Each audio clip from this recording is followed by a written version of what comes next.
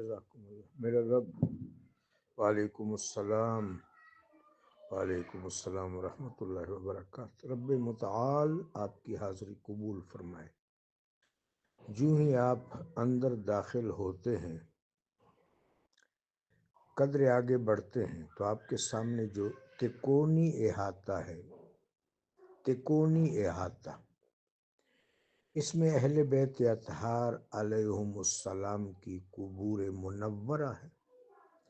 بعض روایات کے مطابق سیدہ طاہرہ طیبہ فاطمہ علیہ السلام کی قبر مبارک بھی یہاں ہے، لیکن اہل مشاہدہ کہتے ہیں کہ نہیں، سیدہ فاطمہ علیہ السلام سرکار دو عالم کے مبارک پہلو میں آرام فرما ہے.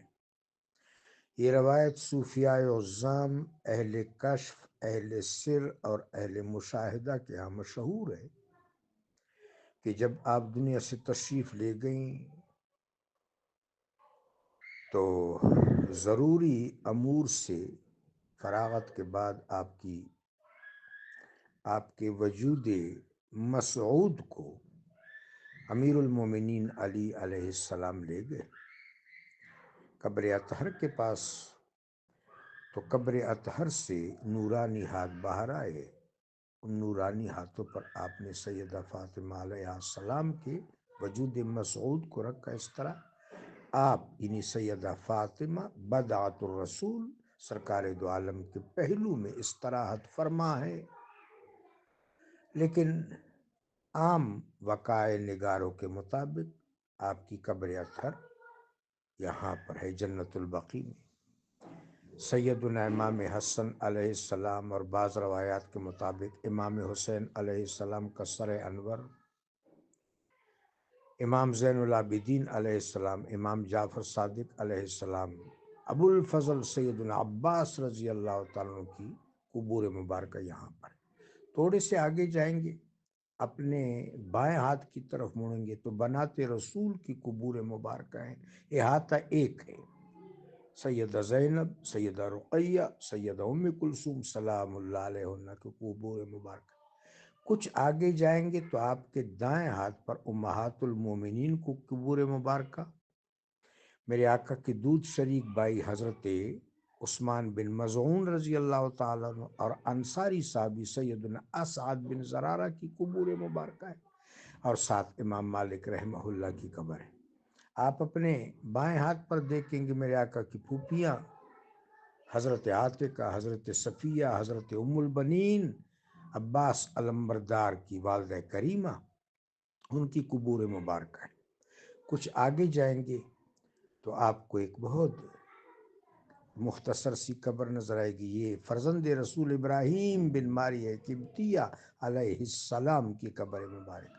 بہت آگے جائیں گے ایک بلند جگہ پر سیدنا حضرت عثمان کی قبر ہے. اس سے پہلے آپ کو مستطیل شکل کا ایک احاطہ نظر آئے گا. یہاں 470 بوڑھے صحابہ دفن ہیں جو واقع حرہ میں یزید ملعون کے افواج کے ہاتھوں شہید ہوئے. واقع حرہ میں 470 بوڑھے صحابہ وہ ایک جگہ پر مدفون ہیں رضی اللہ تعالی عنہم. پھر آپ ڈاؤن سائڈ جائیں گے تو ایک مقام پر حضرت حلیمہ سعدیہ رضی اللہ تعالی عنہ و سلام اللہ علیہ کی قبر ہے. قدرے آگے جائیں گے اپنے دائیں ہاتھ پر بہت آگے امام جعفر صادق علیہ السلام کے فرزند جلیل حضرت اسماعیل کی قبر ہے. یہ وہی اسماعیل ہیں جن کے ساتھ موجودہ اسماعیلی اپنا رابطہ جوڑتے ہیں. ایک محتاط اندازے کے مطابق جو اسماء الرجال کے ماہرین نے لگایا ہے، جنت البقیع میں 10,000 صحابہ یا 8,000 صحابہ کی قبور مبارکہ ہے. بڑی بڑی عظیم شخصیات یہاں پر مدفون ہیں. میں اپنی اس مختصر گفتگو کو جو پروفیسر اورنگزیب صاحب سلمہ اللہ کی نظر کرتا ہوں، چونکہ وہ آج کل دیار پاک کے زائر کی حیثیت سے مدینہ طیبہ میں ہیں اور سب کے لیے دعا بھی کر رہے ہیں. حضرت اسماعیل یعنی خیر نساج قدس اللہ سرہ العزیز کی بات پر یہ گفتگو موقوف کرتا ہوں۔ آج جناب فرماتے ہیں بقیع کے جنازے ہواؤں میں اڑتے، بقیع کے جنازے ہواؤں میں اڑتے ہیں۔